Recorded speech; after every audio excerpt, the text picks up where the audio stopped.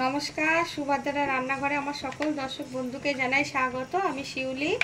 আজকে আমি আবার একটা নতুন রেসিপি নিয়ে এসেছি। আজকে তোমাদের বানিয়ে দেখাবো। দেখো কি, আমি একটু বাটারটা কাটছি, একদম জমে গেছে বাটারটা।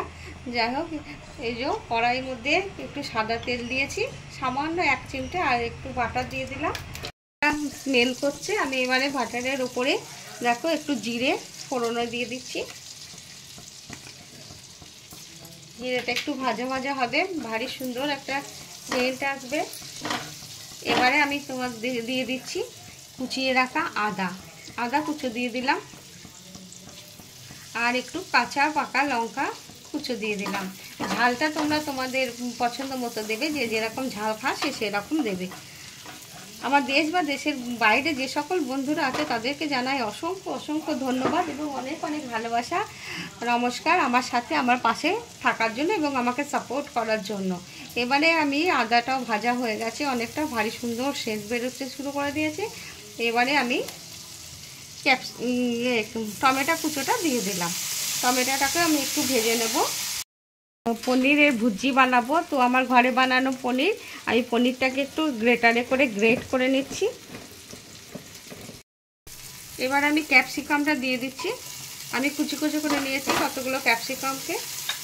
এবার এটা আমি 1 মিনিট মতো ভালো করে একটু ভাজা করে নেব, হালকা করে। সাথে একটু পরিমাণ মতো হলুদ দিয়ে দিলাম, আর একটু কাশ্মীরি রেড চিলি পাউডার দিয়ে দিলাম হালকা করে, দিয়ে একটু নেড়ে নেব। আমি স্বাদ অনুযায়ী লবণ দিয়ে দিচ্ছি পরিমাণ মতো। এবারে আমি ভালো করে নেড়ে নিলাম এগুলো।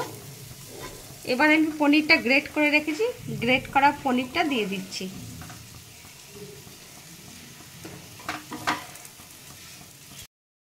আমি অল্প একটু চিনি দিয়ে দিচ্ছি, তোমরা চাইলে দিতেও পারো, নাও দিতে পারো। তবে চিনি দিলে কি বলো তো, স্বাদে ব্যালেন্স আনে। সবসময় আমি বলি টেস্ট হবে খুব ভালো। যেহেতু এটা নিরামিষ করছি, আমি পেঁয়াজ রসুন দিইনি। তোমরা চাইলে পেঁয়াজ রসুনও দিতে পারো। যখন আমি আদার কুচো, টমেটো এসব দিলাম তো তেলের বাটারের মধ্যে, তখন পেঁয়াজের কুচি, আর রসুনের কুচো তোমরা দিতে পারো চাইলে। যাই হোক, এবারে 1 মিনিটের মধ্যেই আমি নামিয়ে দেবো। আমি একটু হোমমেড গরম মশলা গুঁড়ো ছড়িয়ে দিলাম, আর উপর থেকে ধনেপাতা কুচো ছড়িয়ে দিলাম। ব্যাস, এবারে এটা আমার হয়ে গেছে। আমি একটু কিছুক্ষণ স্ট্যান্ডিং টাইম দিয়ে রেখে দেবো চাপা দিয়ে, তারপর তোমাদের সার্ভ করে দেখাবো। এটা খুব ইজি রান্না, তোমরা এইভাবে অবশ্যই রান্না করবে পনিরের ভুজি, এবং খেয়ে আমাকে জানাবে। রুটি, পরোটা, লুচি সবের সাথে খুব ভালো লাগবে। এমনকি তোমরা চাইলে ভাত দিয়েও খেতে পারো। পনিরের ভুজি রেসিপি আমার রেডি এবং সার্ভ করে দিয়েছি। তোমরা এইভাবে অবশ্যই অবশ্যই একবার বানাবে, বানিয়ে খাবে, খেয়ে আমাকে কমেন্ট করে জানাবে তোমাদের পনিরের ভুজি রেসিপি কেমন লেগেছে। আর তোমরা সবাই ভালো থাকবে, সুস্থ থাকবে। তোমাদেরকে আবার বলছি, সকলকে জানাচ্ছি অসংখ্য অসংখ্য ধন্যবাদ, অনেক অনেক ভালোবাসা।